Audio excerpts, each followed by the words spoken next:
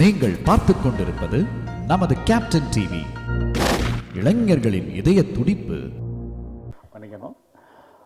புதிதாக பொறுப்பேற்றிருக்கும் தமிழக முதல்வர் ஜோசப் விஜய் அவர்களுக்கு எங்களது மனமார்ந்த வாழ்த்துக்களை தெரிவித்துக் கொள்கிறேன். இல்லை, எங்கள் தளபதி விஜய் சாருக்கு வாழ்த்துக்களை தெரிவிச்சுக்கிறோம். Thank you so much.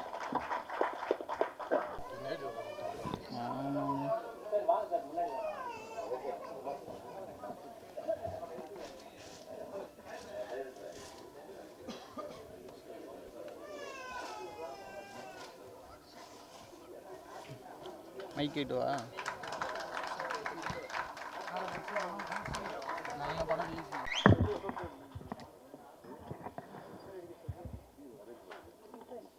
எல்லாருக்கும் வணக்கம். இங்கே முன்னாடி இருக்கிற பத்திரிகை மற்றும் ஊடக நண்பர்கள்ன்ற விட அண்ணன்கள் எல்லாருக்கும் வணக்கம். ஸ்டார்டிங்கில் ஒரு மணி நேரம் காக்க வச்சிருந்தா சாரி. இங்கே மேடையில் வந்திருக்கும் ஜாம்பவான்கள்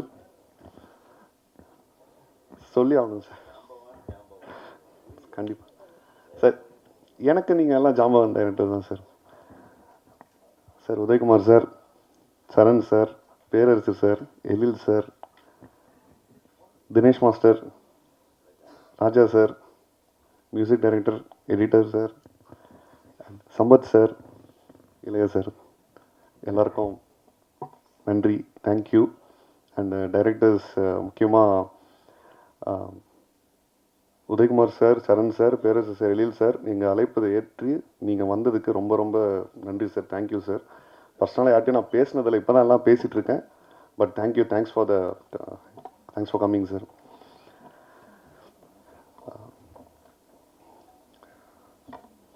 பல்ராம் ஜே பாலாஜி, இதுக்கு பின்னாடி ஓகே நிறையா ஹிஸ்ட்ரி இருக்குது.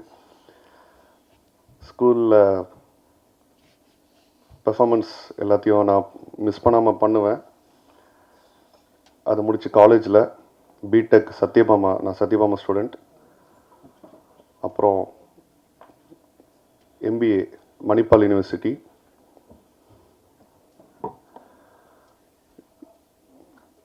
இது அப்போல்லாம் ஓகே, நமக்கு இந்த சினி இண்டஸ்ட்ரியில் இன்ட்ரெஸ்ட் இருக்கும், கிடைக்கிற ஆப்பர்ச்சுனிட்டிஸ் எல்லாம் யூஸ் பண்ணிட்டு தான் இருந்தேன். பட் ஓகே, பெருசாக இந்த மாதிரி ஆப்பர்ச்சுனிட்டி கிடைக்கல. எனக்கான லிங்க்கும் இல்லை. என் ஃப்ரெண்ட்ஸ் சர்க்கிள் பெருசாக யாரும் இதில் சினிஃபீல் இல்லை. என் ஃபேமிலி பேக்ரவுண்டில் யாருமே இல்லை. ஃபஸ்ட் டைம் எங்கள் ஃபேமிலியில் கிருஷ்ணகிரியிலேருந்து வெங்கடேஸ்வரா ஃபேமிலி அப்படின்னா கிருஷ்ணகிரி டிஸ்ட்ரிக்ட் சுற்றி இருக்கிற 2-3 டிஸ்ட்ரிக்ட் எல்லாருக்கும் தெரியும். வெங்கடேஸ்வரா ஜுவல்லரி ஃபேமிலின்னா அதோட ஃபவுண்டர் என் தந்தை திரு எம்பி ஜானகிராமன் என்கிற குமார். அவரை வணங்கி எனக்கு பெரும் உறுதுணையாக இருக்கிற, எனக்கு தைரியத்தை கொடுக்குற இப்போ வரைக்கும் எப்பயுமே என் தாயார் லதா ஜானகிராமன் என்னோட கூடவே இருக்கும். என்னோட கூடவே ட்ராவலை எல்லா கஷ்டத்தையும் ஏற்றுக்கிட்டு இப்போது ஒன்றுமே தெரியாத மாதிரி சிரிச்சிட்டு இருக்க என் துணைவியார் திவ்யா, அவங்களுக்கெல்லாம் பெருசாக தேங்க்ஸ் சொல்லணும்.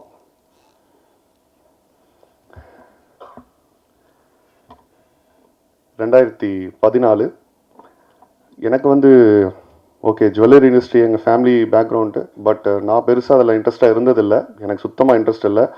நான் சினிஃபீல்டில் வரணும்னு சொல்லிகிட்டே இருப்பேன் எங்கள் அப்பா கிட்ட. எங்கள் அப்பா ரொம்ப சப்போர்ட்டு. காலேஜ் டைம்லேருந்து சொல்லிகிட்டே இருப்பேன், ஓகே உனக்கு சான்ஸ் கிடைச்சா நீ கண்டிப்பாக பண்ணு, நான் உனக்கு சப்போர்ட் பண்ணுறேன், நான் கூடவே இருக்கேன்ட்டு. ஓகே, அன்ஃபார்ச்சுனேட்லி 2014 அவரோட டிமைஸ் தவிர்க்க முடியாத சுச்சுவேஷனில் எந்த பிஸ்னஸ்க்கு நான் நினச்சேனோ அவரும் நினச்சாரு. அந்த பிஸ்னஸ்க்கு நான் கட்டாயத்தில் என் ஃபேமிலிக்காக, எனக்கு ஒரு தங்கை இருக்குது, எல்லோரும் அவங்கள மனசில் வச்சுட்டு நான் கண்டிப்பாக வரணும். ஓகே, எல்லாத்தையும் விட்டுட்டு ஸ்கிப் பண்ணிவிட்டு, பேஷன் சினிமாங்கிறது பெரிய பேஷன் எனக்கு. இந்த டான்ஸ், மூவி, ஷார்ட் ஃபிலிம்ஸ் இதெல்லாம் பண்ணணும்னு ரொம்ப ஆசை. எல்லோரோட ஜாலியாக இருந்து பண்ணணும்னு ஆசை தான். பட் அதெல்லாம் தாண்டி அதெல்லாம் விட்டுட்டு மறந்துட்டு வர வேண்டிய ஒரு கட்டாயத்துக்கு வந்தேன். சில வருஷம் ஃபேமிலிக்காக எல்லாத்தையும் விட்டுட்டு கஷ்டப்பட்டேன். என்னோடய தொழிலில் ஃபோக்கஸ் பண்ணி அதை டெவலப் பண்ணேன், எக்ஸ்பேண்ட் பண்ணேன். எனக்குன்னு ஒரு அடையாளம் இருக்குன்னு நான் நினைக்கிறேன். என் நண்பர்கள் சில பேர் வந்திருக்காங்க, நிறைய பேரால் வர முடியல. Thank you Ashok, Praveen and Hari and Nirmal and friends. Thank you so much. எப்பவுமே எல்லாத்துக்கும் கூட சப்போர்ட்டாக இருந்தாங்க. அப்பா வந்து இருந்திருந்தா நான் எப்பயோ வந்திருப்பேன் ஃபீல்டுக்கு.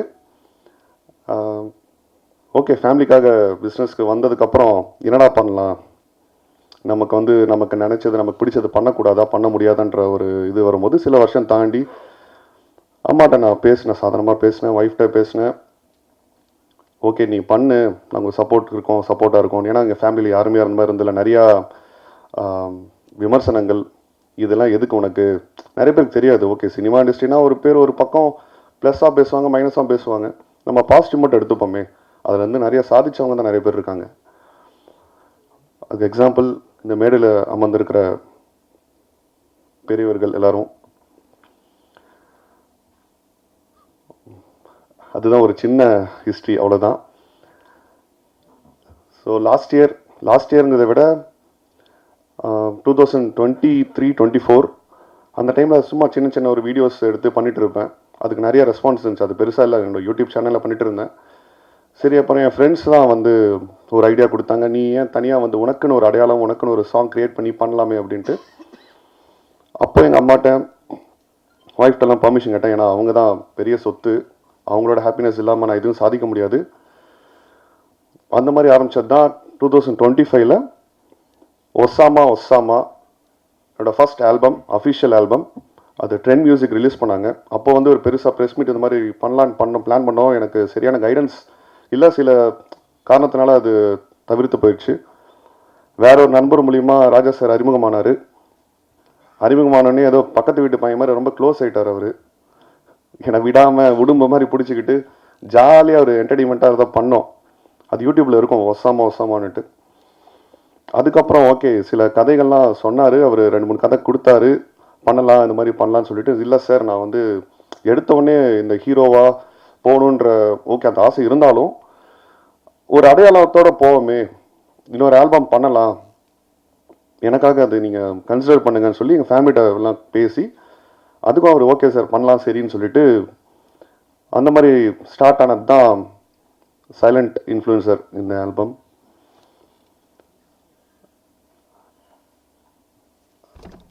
என்னோட ஃபேவரட் ஆக்டர், நான் சின்ன வயசுலேருந்து என் தந்தைக்கு அப்புறம் நான் ரொம்ப ரசித்து ஒரு ரோல் மாடலாக என் உடையாக இருக்கட்டும், என் நடையாக இருக்கட்டும், நான் பண்ணுற ஸ்டைலாக இருக்கட்டும், நான் பேசுகிறதா இருக்கட்டும், எதாவது டைலாக் பேசினாலே என் ஃப்ரெண்ட்ஸ் ஓகே என்னை கலாய்ப்பாங்க, ஓட்டுவாங்க. எல்லாத்துக்குமே வந்து ஓகே தளபதி, இப்போது சிஎம் விஜய் சார் என்னோடய ஃபேவரட் ஆக்டர் அவர் தான். அவரை பார்த்து தான் எல்லாமே அதுதான் main reason. And Raja sir ரொம்ப ரொம்ப சந்தோஷம், ரொம்ப தேங்க்ஸ். உங்களோட ஒர்க் பண்ணது ரொம்ப கம்ஃபர்டபுளாக வச்சுக்கிட்டீங்க. அப்புறம் யாரை கொரியோ பண்ணலான்னு ஃபஸ்ட்டு லாஸ்ட் ஆல்பம்லேயே வந்து பேசும்போது நான் சொன்னேன், சார் எல்லா டான்ஸ் கொரியோகிராஃபர்ஸும் எனக்கு ரொம்ப பிடிக்கும், அதில் ஃபேவரட்னு கேட்டால் நான் தினேஷ் மாஸ்டர் தான். அது நான் ஒரு பாட்டு ஒரு இது கூட நான் மிஸ் பண்ணதில்லை. அவரை ரொம்ப பார்த்து ரசிச்சிருக்கேன். அவரோட பேசினதில்லை, பழகினதில்லை, தெரியாது. நான் சொன்ன அவர்கிட்ட ஒரே ஒரு ரெக்வஸ்ட்னா, இந்த தினேஷ் மாஸ்டர் கன்ஃபார்ம் பண்ணுங்கள், அவர்கிட்ட நான் பேசணும் அப்படின்ட்டு. நான் டைரெக்டாக பேசல, ஓகே அவர் அப்ரோச் பண்ணி பேசினார். அவர் ஒத்துக்கிட்டது எனக்கு ரொம்ப ஆச்சரியமாக இருந்தது. ஏன்னா நான் வந்து அவர் ஃபெமிலியரான ஃபேஸ் இல்லை, புது ஆள், சின்ன பையன். பட் என் மேலே ட்ரஸ்ட் வச்சு அவங்க சொன்ன ராஜா சார் அவங்க டீம் எல்லாருமே சொன்ன அந்த மரியாதைக்காக அவர் வந்து ஒத்துக்கிட்டாரு. அதுக்கு thank you sir, thank you master. Master எப்பயுமே ஸ்பெஷல் தான். நான் வெளியிலேருந்து பார்த்த வரைக்கும் ஓகே அவர் பெருசாக எனக்கு க்ளோஸாக தெரியாது. ஸ்டார்டிங்கில் எப்படி பழகுவார், எப்படி இருக்கும், எனக்கு வந்து எல்லோரும் அரவணைச்சு போக தான் தெரியும். இந்த மாதிரி யாரையும் வந்து டிஸ்டர்ப்டாக அவங்க அன்கம்ஃபர்டபுளாக வச்சுக்க எனக்கு தெரியாது. பட் மாஸ்டர் வந்து ரொம்ப ரொம்ப ஜென்யூனாக, ரொம்ப டவுன் டு எர்த்தாக, சான்ஸே இல்லை. நான் சத்தியமாக சொல்கிறேன், ஃப்ரெண்ட்ஸ்னால் நான் சொல்லாத நாளே இல்லை. அது வந்து ரொம்ப கம்ஃபர்டபுளாக வச்சுக்கிட்டாரு. யார் இருந்தாலும் கிளிக் ஆகிடுவாங்க. ஆடாதவன் கூட எந்திரிச்சு ஆடிடுவான். அந்த மாதிரி ஒரு கேரக்டர் அவர். அதுக்கு நான் கொடுத்து வச்சுருக்கேன் அவரோட ஒர்க் பண்ணதில். அண்ட் இங்கே வந்து இன்னொரு நபரை பற்றி வித் மாஸ்டரோட பர்மிஷனோட மிராஷ் மாஸ்டர் ஒரு ரெக்வெஸ்ட், எனக்காக மேடைக்கு வந்துடும்.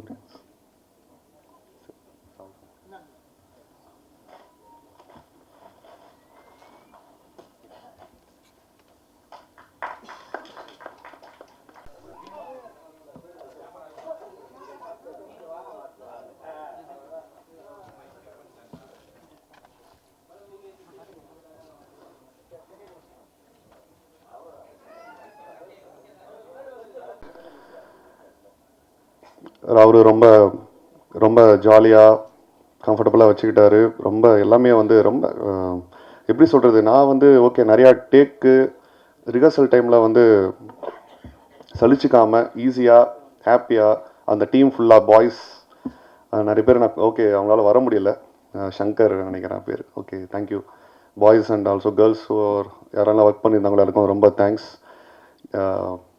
அவங்களாம் ப்ரொஃபஷனல் டான்சர்ஸ், நான் அந்தளவுக்கு இல்லை, போய் சொல்லி கொடுத்து ஆடுவேன். இந்த ஆல்பம் ஜஸ்ட் ஒரு 2 days கம்ப்ளீட் பண்ணோம்.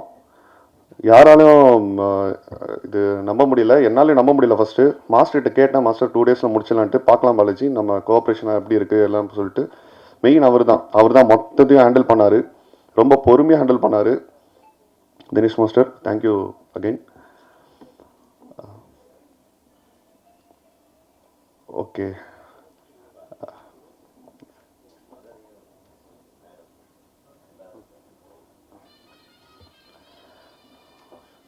என்னோட தாயார்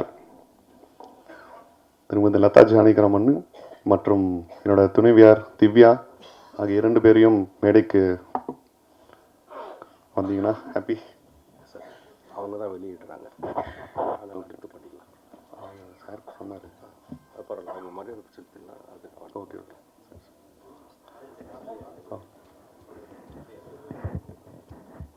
ஸோ இந்த ஆல்பமில் ஒர்க் பண்ண technicians, cast and crew, everybody and எல்லாருக்கும் ரொம்ப தேங்க்ஸ்.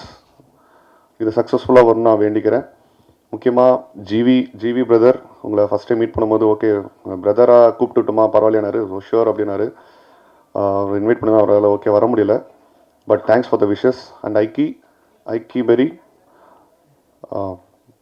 ரொம்ப தேங்க்ஸ், உங்களால் வர முடியல, she is out of country, but wish பண்ணாங்க. Thank you working with you. And special thanks to சரிகம்மா. I think mister Nirmal இது எங்கே இருக்காருன்னு தெரியல. Okay, thank you Saregama channel for accepting this and collaborating with us. Thank you so much. இந்த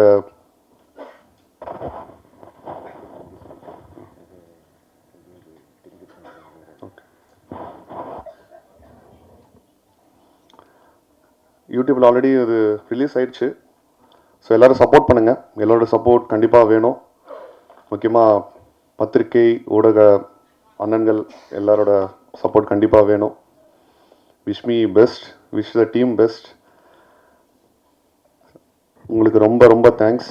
இங்கே வந்து ரொம்ப பொறுமையாக இருந்து எல்லாத்தையும் நீங்கள் கவர் பண்ணியிருப்பீங்க. அண்ட் என்னுடைய தளபதி சீஃப் மினிஸ்டர் ஆஃப் தமிழ்நாடு திரு சி ஜோசப் விஜய் அவர்களுக்கும் நன்றி. உங்களோட சேவை மக்களாட்சி நல்லபடியாக தொடரும்னு எல்லாரும் வேண்டிக்கிறோம். நன்றி. Thank you so much. Thank you. Rohini சாப்பிடும்போது இலையை தூக்கி பார்க்குதான். கல்யாணம் ஆயிடுச்சா? அடுத்து ஏதாச்சும் இலை போட்டு சாப்பாடு போட்டாங்கன்னா நான் அங்கே இருப்பேன். கரெக்டா? நான் பெரிதும் நேசிக்கிற பத்திரிகை நண்பர்களே, அண்ணன்மார்களே, என்னோடு பயணிக்கும் பருவத்தில் தலையாடிட்டே இருக்கான், கேட்குற பாருங்க. என்னதான்டா நான் பேச ஆரம்பிச்சுடனே வந்துட்டானா அப்படின்ற மாதிரியே, நான் உன்னை பார்த்த உடனே வந்துட்டானான்னு நான் நம்ம அடிக்கடி இந்த மாதிரி சந்திக்கிறதுக்கு வாய்ப்பு வழங்கி கொண்டிருக்கும் இந்த விழாக்களுக்கு எனக்கு மனமார்ந்த நன்றி. மேடம், அசோக் அண்ணாமலை எங்கள் சங்கத்தோட இசி மெம்பர், ரொம்ப ஆக்டிவான டைரக்டர். எப்போ பார்த்தாலும் எப்படா டைரக்ட் பண்ண போகிறேன்னு கேட்டே இருப்பேன். திடீர்னு ஆடியோ ஃபங்க்ஷனுக்கு வரணுன்னு எனக்கு தெரியாமல் எப்படா படம் பண்ணேன்னு. அப்புறம் தான் சொன்னார், அவருடைய நண்பர் ஒருத்தர் பண்ணியிருக்காரு, நான் கூட இருந்து கிரியேட்டிவ் டைரக்டராக பண்ணேன்னாரு. நிறைய க்ரியேட்டிவாக பண்ணியிருக்காங்க. உண்மையிலுமே ஒரு படத்தோட பாடலை பார்க்குற ஒரு முழு நிறைவு இந்த பாடலில் இருந்ததுன்றதில் எல்லளவும் சந்தேகமில்லை. இந்த பாடலை உருவாக்கிய அனைத்து தொழில்நுட்ப கலைஞர்களுக்கும் எனது மனமார்ந்த வாழ்த்துக்கள். குறிப்பாக இதில் என்னென்னா, ஒரு சவுண்ட் ரெக்கார்டிஸ்ட்டு மியூசிக் டைரக்டர் ஆகிறான். மியூசிக் டைரக்டர் பேரில் இருக்கிறவன் கேமரா ஆகிறான். ஒரே கன்ஃபியூஷனாக இருக்குது. இளையராஜா கேமராமேன் ஆகிட்டார். மியூசிக் டைரக்டராக ஆகிருக்கணும், மாறிடுச்சு. அதனால் அவன் இளையராஜா மாதிரியே பேசிட்டு உட்காந்துட்டான். டக்குன்னு நான் என்ன பேசுகிறதுனே தெரியல அப்படின்ட்டு உட்காந்துட்டோம்ல. உன்னுடைய வேலை பேசியிருக்கு, உன்னுடைய ஒளிப்பதிவு பேசியிருக்கு. பொதுவாகவே ஃபிலிம் இன்ஸ்டியூட்காரங்க ஜாஸ்தி பேச மாட்டாங்க. நாங்கள் இங்கே வந்து இண்டஸ்ட்ரியில் வந்த கடைசியில் தான் கொஞ்சம் ஜாஸ்தியாக பேச பழகிட்டோம். நம்ம தினேஷ் சொன்ன மாதிரி நமக்கு ஆடத்தான் தெரியும், ஆட வைக்கத்தான் தெரியும்னு நினச்சிட்டு இருந்தோம். அப்புறம்தான் பேசிது ஆளவும் தெரியும், ஆட வைக்கவும் தெரியும், பேசவும் தெரியும். என் கூட நீ ஒர்க் பண்ணது இல்லைல்ல? தப்பிச்ச மகனே. என்னுடைய படங்களில் அவர் பணிபுரியவில்லை என்றாலும் அவர் தொடக்க காலம் முதல் நான் மிகவும் நேசிக்கிற என் குடும்ப நண்பராக இருக்கிறார் என்பதை தெரிவித்துக் கொள்கிறேன். என்னுடைய வீட்டு எல்லா விழாக்களிலும் கலந்து கொள்ளும் இனிய நண்பர் அவர் சொன்னார். அவர் டான்ஸ் மாஸ்டரை வேலை செய்கிறத விட அந்த டான்ஸ் மாஸ்டர் யூனியனில் வேலை செய்கிற கொடுமை இருக்குது பாருங்க. அது பாவம் இரவு பகலா என் மகனே. இப்போ அது சரியாயிடும். ஆமாம், இப்போ நிறைய ஹீரோக்கள் அரசியலுக்கு போயிட்டதுனால அந்த இடம் காலியாக இருக்குது. அப்போ அந்த இடத்த எப்படின்னா, இப்போ நிறைவு செய்கிறதுக்காக இப்போ நம்ம ரொம்ப பிஸியாக எங்கள் சங்க பொருளாளர் அண்ணன் திரு பேரரசு அவர்கள் ஒரு 7-8 படம் நடிச்சிட்ருக்காரு. எப்போ ஃபோன் பண்ணாலும் ஷூட்டிங்கில் இருக்கேன், கொஞ்சம் நேரம் கழித்து கூப்பிடுங்க அப்படின்றாரு. ஆக அதை பார்த்த உடனே எனக்கு ஒரு வேகம் வந்துருச்சு. இப்போ வந்த உடனே என்னங்க நீங்கள் ஸ்மார்ட்டாக இருக்கிறீங்க அப்படின்னு என்ன கேட்டாங்க. இப்போ ஏதாச்சும் ஒரு பதில் சொல்லணுமில்ல. நடிக்க போகிறேன்ப்பா, வா ஒரு கொஞ்ச நாள் எனக்கு கொஞ்சம் ப்ராக்டிஸ் கொடுத்துரு. ஏன்னா என்னை விட மூத்தவங்க தான் இன்றைக்கி ஹீரோக்கெல்லாம் நடிச்சிட்ருக்குறாங்க. கரெக்டாக? கைத்தட்ட வேண்டாமா பத்திரிகையாளர்கள்? உங்களுக்கு தான் நான் சொல்கிறேன். என்னை விட மூத்தவர்கள் நிறைய பேர் ஹீரோக்கெல்லாம் நடிக்கிறாங்களா இல்லையா? அப்புறம் நான் ஏன் இப்போ ஹீரோவை நடிக்கக்கூடாதா? சொல்லுங்கள். இப்போ அடுத்த ஆல்பத்தை உங்கள் கூட சேர்ந்து நானும் ஆடுற ஆசைப்பட்றேன். பண்ண வேண்டியது தானே. All the best. முதல்ல ஒரு நல்ல படம் பண்ணுங்கள். அந்த படத்தில் நம்ம மாஸ்டர் நல்லா யூஸ் பண்ணுங்கள். ஒரு மிகச்சிறந்த மாஸ்டரு. நல்ல உங்களுடைய பாடி லாங்குவேஜுக்கு என்ன மூமெண்ட் வேணுமோ அதுதான் கொடுப்பார். அவள் ஆளை பார்த்த உடனே இந்த ஆள் இந்த மூமெண்ட்டுக்கு தாங்குவான் அப்படின்றத ஜட்ஜு பண்ணக்கூடிய ஒரு மாஸ்டர் தம்பி. ஏன்னா அவர் விஜய் எல்லாம் போனாருன்னா விஜய் இதுவரையில் என்ன பண்ணலையோ அதை பண்ணுவாப்புல. அதனால் இன்றைக்கி விஜயை ஆட வச்ச இவர் இப்போ விஜய் எல்லாத்தையும் ஆட வச்சிட்ருக்காரு. சட்டசபையில் எல்லாம் பரபரப்பாக இருக்காங்க இல்லையா? ஆக நமது பேரரசு அவர்கள் குறிப்பிட்டது போல் இன்றைக்கி தமிழ் திரையுலகமே இன்றைக்கி எல்லாம் டிவிக்கு முன்னாடி தான் காலையில் உட்காந்துருந்தாங்க. எத்தனை பேர் வாக்கு போடுவாங்க, தவேகா ஆட்சி நிற்குமா அப்படின்னு ஒரு மாபெரும் வெற்றியை அவர் மீண்டும் இந்த சபையில் நிரூபித்த நமது மாண்புமிகு முதல்வர், நம் கலை உலக சகோதரர் திரு விஜய் அவர்களுக்கு எனது இதயங்கனிந்த பாராட்டுகளை தெரிவித்துக் கொள்கிறேன். நிறைய ஹீரோக்கள் முயற்சி செய்தும் முடியாததை முதல் முயற்சியிலேயே சாதித்த ஒரு முதல்வராக இன்றைக்கு விஜய் அவர்கள் அமர்ந்திருப்பது மிகவும் சந்தோஷமாக இருக்குது. ஏன்னா புரட்சி தலைவர் அதுக்கப்புறம் அடித்த ஒரே அடி விஜய் தான். நிறைய பேர் இது டைஜஸ்ட் பண்ணிக்கிறதுக்கு கொஞ்சம் கஷ்டப்படுவாங்க. ஆனால் நம்ம முதல்லையே அவர் கட்சி ஆரம்பிக்கும் போதே இதே இடத்துல இதே மேடையில் நான் சொல்லியிருக்கேன், ஏன் வரக்கூடாது, வரட்டும், ஒரு மாற்று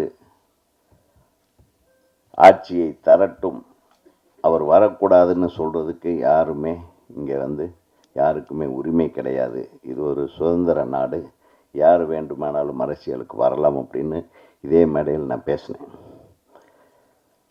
ஒருத்தர் எந்த அளவுக்கு ரொம்ப ஸ்ட்ராங்காகவும் தான் எடுத்த ஒரு முயற்சியில் நம்ம ஜெயிச்சே தீரணும்னு இறங்குறாரோ அவங்க ஜெயிச்சே தீர்றாங்க. சினிமாவிலையும் சரி, அரசியல்லையும் சரி. அந்த நம்மகிட்ட இருக்கிற ஸ்ட்ரென்த்து தான் முக்கியம். அந்த ஸ்ட்ரென்த் நமது முதல்வர் அவர்களுக்கு ஒவ்வொரு நாளும் அதிகமாகி கொண்டிருக்கிறது. ஜெயிக்கிறது மட்டுமல்ல, மற்றவங்க என்னென்னலாம் பண்ணுவாங்கன்றதுலையும் தெரிஞ்சுக்கிட்டு அதுக்குண்டான வேகமாக அதை புரிஞ்சிக்கக்கூடிய ஒரு பக்குவத்தை ஒவ்வொரு நாளும் அவர் அடைந்து கொண்டிருப்பார். நிச்சயமாக இன்னும் ஒரு 2 தலைமுறைக்கு அவர் இந்த ஆட்சியிலே இருப்பார் என்று நான் உறுதியாக கூறுகிறேன். உண்மையை சொல்கிறேன். ஏன்னா அந்த வயது இருக்கிறது, அந்த வேகம் இருக்கிறது, அற்புதமான விவேகம் இருக்கிறது. யாரும் எதிர்பார்க்காத ஒரு விஷயம் விஜய் அவர்களிடம் இருக்கிற விவேகம் அளப்பரியது. அந்த விவேகத்திற்கு இனி தோல்வியே இருக்காது என்பது தான் எனது கருத்தாக நான் இங்கே பதிவு செய்ய ஆசைப்படுகிறேன். நான் திடீர்னு என்ன, நம்ம குடும்பத்திலேருந்து ஒருத்தர் வர்றாருன்னு நம்ம வாழ்த்திட்டு போவோம். என்ன சொல்கிறீங்க?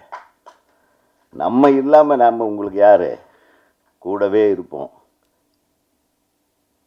பேரரசு, நீங்கள் பின்னாடி இருக்கிறீங்க, நாங்கள்லாம் முன்னாடியே நிற்போம். ஓகே, நான் பேரரசுகிட்ட சொன்னேன், நீங்களே முதல்ல போய் கட்சியில் சேர்ந்துருக்கலாமே. மிஸ் பண்ணிட்டார். இல்லை சார், நம்ம கலை உலகங்க, நம்ம கலை உலகத்திலேருந்து ஒருத்தர் முதல்வராக இருக்காருன்னு எவ்வளோ பெரிய விஷயம். நம்ம சப்போர்ட் பண்ணிகிட்டே இருக்கணும், அவ்வளோதான். என்னுடைய சப்போர்ட் எப்பவுமே உண்டு, நம்ம திரையுலகத்தின் சப்போர்ட் எப்பவுமே உண்டு அப்படின்றத நான் இங்கே உறுதியாக சொல்கிறேன். அதில் என்ன இருக்குது? நிச்சயமாக நீங்கள் சொல்கிற மாதிரி அவார்டை டக்குன்னு அது ஒரு சில தவிர்க்க முடியாத காரணங்களால் ஒரு காலகட்டத்தில், ஏன்னா நான் அந்த அவார்டு கமிட்டியில் இருந்ததுனால சொல்கிறேன், தேக்கமடைந்து விட்டது. நீங்கள் சொன்னீங்களே, அது கொஞ்சம் தப்பாக சொல்லியிருக்கேன். இன்னொருத்தர் ஆட்சியில் இருக்கும்போது கூட அது தடைப்பட்டு ஒரு 3-4 ஆண்டுகள் நிறுத்தி அதுதான் முதல்ல நடந்தது. அது ஏதோ ஒரு பிரச்சனையினால் அந்த மாதிரி நிறுத்தி வைக்கப்பட்டது.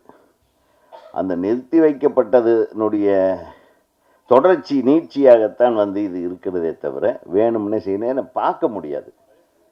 ஒரு வருஷத்துக்கு ஒரு 30-40 படம்னா பார்த்துடலாம். ஒரு வருஷத்துக்கு 3 படம், ஒரு 300 படத்தை பார்க்குறதுன்றது எப்படி? அது ஒவ்வொரு படத்தையும் பார்க்காம டிசைட் பண்ண முடியாது. அவார்டு இந்த விஷயங்கள் நிறைய இருக்குது. அதனால் நீங்கள் உங்களுடைய உணர்வு சரியானது தான். பட் அந்த விஷயம் அவ்வளவு சீக்கிரமாக அது முடிவெடுக்க முடியும். எந்த கவர்மெண்ட் வந்தாலும் 10 வருஷத்து வேலையை ஒரே வருஷத்தில் செய்ய முடியாது. இப்போ கூட மத்திய அரசாங்கத்தில் கூட அந்த ஒன்று இருக்குது. அது ஒரு வருஷம் பின்தங்கி தான் இருக்குது. அது கொரோனா காலகட்டத்தில் நடந்த ஒரு விஷயம். ஸோ இந்த மாதிரி நிறைய விஷயங்கள் இருக்குது. பேரரசு அவர் நான் எதுக்கு சொல்கிறேன்னா, அவருக்கு அது வேணுமுன்னே செய்கிறதில்ல. விஜய் சார் நம்மளுக்கு அவார்டு கொடுக்கறத விட தமிழக மக்களுக்குண்டான நலனை பாதுகாப்பதில் முதல்ல அவர் கவனம் செலுத்தட்டும். அதுக்கு தான் அவர் முன்னுரிமை கொடுப்பார்.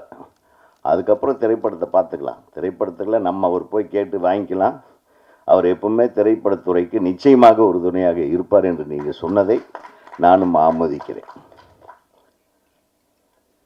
இப்போது நம்ம நல்லா யோசனை பண்ணி பார்த்தோம்னா நிறைய படங்கள் எடுத்துக்கிட்டு இருந்தோம். எல்லாரும் வருவோம், எல்லாரும் படங்கள் பார்ப்போம். படத்தோட ஆடியோ ட்ரெய்லர் ரிலீஸ் கூட ரொம்ப நாள் ஆச்சு நம்ம வந்து. இப்போ போனால் போகுதுன்னு வாங்கய்யா நீங்களாம் சும்மா இருக்கிறீங்களே அப்படின்ட்டு ஒரு சாங் ரிலீஸுக்கு கூப்பிட்ருக்காங்க இல்லையா? ஒரு பாடல் ஆல்பம் ரிலீஸ் அளவுக்கு வந்துருச்சு, குறைஞ்சிருச்சு. நான் சொல்ல வரேன் கரெக்டாக. நிறைய ஒவ்வொரு வாரத்துக்கு 2-3ன்னு நடந்துகிட்டு இருந்தது. திடீர்னு காணோம். இந்த கிட்டத்தட்ட ஒரு 2 மாதமாக நான் எந்த ஆடியோ ரிலீஸுக்கும் போகல. நீங்கள் ஏதாச்சும் போயிருக்கீங்களோன்னு தெரியல. நீங்களும் இல்லையா? ஐயோ பாவம், நம்மளை தான் கூப்பிடலன்னு பார்த்தா உங்களையே கூப்பிடாம விட்டாங்க போல. அப்படின்னா எவ்வளவு மோசமாக இருக்குது பாருங்கள் திரையுலகம். அதான் தெலுங்கு இண்டஸ்ட்ரி நல்லா இருக்குது சார், மலையாள இண்டஸ்ட்ரி சூப்பராக இருக்குது, கன்னடா இப்போ நம்பர் 1 பொசிஷனுக்கு போயிட்டுருக்கு. இருக்கிற படங்களும் பிரம்மாண்டம், அது ஓடக்கூடிய பிரம்மாண்டங்கள். இங்கே ஓடாத பிரம்மாண்டங்களை எடுத்து இருக்கிற படங்களையும் இருக்கிற தேட்டரையும் இருக்கிற மக்களுடைய உணர்வுகளையும் டோட்டலாக காலி பண்ணிட்டாங்க. ஒரு நல்ல கண்டென்ட் எடுத்து அளவான செலவில் சிறந்த படங்களை கொடுக்கும் இயக்குனர்கள் குறைவாயிட்டாங்க. அந்த நல்ல இயக்குனர்களை பயன்படுத்தும் தயாரிப்பாளர்களும் குறைந்து விட்டார்கள். நல்ல இயக்குனர்களை தேர்ந்தெடுக்கிற பெரிய நடிகர்களும் இல்லை. இதுதான் இந்த 3 விஷயந்தான். இந்த 3 விஷயத்தையும் சரி பண்ணால் நம்மளும் பிஸியாக இருக்கலாம், நீங்களும் பிஸியாக இருக்கலாம், ஜனங்களும் பிஸியாக படம் பார்ப்பாங்க. தியேட்டரெல்லாம் அருமையாக இருக்குது, தியேட்டர்லேயும் எல்லாமே விற்கிறாங்க, எல்லாமே சாப்பிட்லாம், காசு கூட செலவு பண்ணி சாப்பிட ரெடியாக இருக்காங்க. போய் பார்த்தா உட்காந்து பார்த்தா ஒர்த்தாக இருக்கிற படம் எடுக்கிறோமா அப்படின்றது கொஞ்சம் சிந்திக்கணும். ஒர்த்தாக இருந்தால் அது நிச்சயமாக கொண்டாடுவாங்க. அந்த மாதிரி கொண்டாடி கொண்டிருக்கிறார்கள் ஆந்திராவிலும் கர்நாடகத்திலும் கேரளாவில் இன்னும் அதே மாதிரி தாங்க. சிம்பிளாக ஒரு 25 நாளில் படம் எடுத்து எல்லா நடிகர்களையும் ஒரே இடத்துல கொண்டு போய் டம்ப் பண்ணிடுறாங்க. இரவு பகல்னு பார்க்காம எப்போ கூப்பிட்டாலும் ரூம்லேருந்து வந்து நடிச்சுட்டு போகணும். அவன் சீக்கிரம் பட்ஜெட்டுக்குள்ளே படத்தை முடிச்சிடறாங்க. எவ்வளவு ஈஸியாக ஒரு டைரக்டருக்கு எல்லா நடிகர்களும் சரி அவரை ஒரு 2 மணி நேரம் தூங்கட்டும், சரி இன்றைக்கி தூங்கட்டும், 2 நாள் நீங்கள் இந்த ரூம்லேயே இருங்கன்றாங்க. வேறு ஆளை வச்சு எடுக்கணும். அப்புறம் 2வது நாள் நான் மிட் நைட்டில் எழுப்பி வா நீங்கள் இந்த சீனில் நடிக்கணும். பார்த்தா ஒரு நம்ம ஊரில் வந்து ஒரு 200 நாள் எடுக்கிற படத்தை அவங்க 25 நாள் எடுத்துடுறாங்க. அதனால தான் வந்து அவங்க தப்பிக்கிறாங்க. ஸோ இதையெல்லாம் நம்ம கற்றுக்கணும். எல்லாரும் ஒற்றுமையாக இருந்து இந்த திரையுலகத்தை காக்கும் முயற்சியிலே ஒட்டுமொத்த தமிழக நடிகர்களும் தமிழ்நாட்டு நடிகர்களும் இயக்குனர்களும் தயாரிப்பாளர்களும் எல்லாம் ஒன்று சேர்ந்து உட்கார்ந்து வேலை செஞ்சாங்கன்னா, கிரியேஷனில் இப்பவும் சொல்கிறேன், உலக அளவில் நம்ம கிரியேட் பண்ணுற தமிழர்கள் கிரியேட் பண்ணக்கூடிய கிரியேட்டிவிட்டி வேறு எங்கேயுமே கிடையாது. அதிலிருந்து தான் எல்லாருமே வளர்ந்தாங்க. ஒரு காலத்தில் நான் தான் சொன்னேன், இப்போ கூட ஆந்திராவில் போகும்போது ஒரு காலத்தில் தமிழ் படங்களை தூக்கிட்டு போய் நம்ம படம் ரிலீஸ் ஆச்சுன்னாவே ஹைதராபாத்திலிருந்து வந்துடுவாங்க ஒரு 10 பேர் அந்த படத்தை பார்க்குறக்கு. நம்ம ஆளுக்கு பார்க்குறாங்களோ இல்லையோ, நம்ம ப்ரொடியூசரு கூட பார்க்க மாட்டாங்க. ஆந்திராவிலேருந்து ப்ரொடியூசர் வந்து பார்த்து பாகுந்தியா சப்ஜெக்ட் அடுகண்டி அப்படின்னு டப்புன்னு பார்த்தா என்னுடைய உரிமை கீதம் ரிலீஸ் ஆகி 3வது நாளே என் வீட்டுக்கு வந்து உட்காந்துட்டாங்க. அந்த ரைட்ஸ் வேணும்னு உதாரணத்துக்கு சொல்கிறேன். அப்படி வந்து நம்ம கிரியேட்டிவிட்டி மற்றவர்களை அட்ராக்ட் பண்ணுற அளவுக்கு இருந்த கிரியேட்டிவிட்டி எல்லாம் இப்போ போயிடுச்சு. எங்கே போச்சு? கிரியேட் பண்ண முடியல. ஏன்னா ஒரு பெரிய நடிகர் வர்றாரு, அவருக்கு தகுந்த மாதிரி தான் கதை கேட்குறாரு. நான் ஒரு நல்ல கதை வச்சுருக்கேன்னா அதை கேட்கவே மாட்டாங்க. ஆக இது மாற வேண்டும். இது மாறினால் நம் தமிழ் திரையுலகத்தினுடைய எழுச்சி மீண்டும் வரும். அதை நோக்கி நம்ம பயணிப்போம். அதுவரையிலும் இந்த மாதிரி அருமையான பாடல்களை நீங்கள் நிச்சயமாக உங்களுடைய பாடலுக்கு இதை வச்ச ஒரு கதையை பண்ணலாம். அந்த கதைக்குள்ளேயே இந்த பாடல் வர்ற மாதிரி நீங்கள் செய்ய முடியும். இந்த படத்தில் நடித்த நடிகை அவங்க பெண்ண பாடகி ஐக்கி, அவங்க ரொம்ப நம்ம தஞ்சாவூர் பொண்ணு, ரொம்ப நல்லா பண்ணியிருக்காங்க, அழகாக இருக்குது. நீங்கள் பிரமாதமாக இருக்குது, ஹீரோ மாதிரியே இருக்கீங்க. அப்புறம் அசுவத் வந்து ஏற்கனவே எனக்கு சவுண்ட் ரெக்கார்டிஸ்ட்டாக வேலை செஞ்சவர் நம்ம கற்க கசடர படத்தில். ஸோ ஆல் தி பெஸ்ட் உங்களுக்கும் உங்களுடைய துணைவியாருக்கும். All the best. நல்ல பாடல் எழுதுறீங்க. எடிட்டரு நம்ம ஏற்கனவே பார்த்துருக்கோம், நம்ம ராமராஜன் சார் படம் ஆடியோ ரிலீஸில்.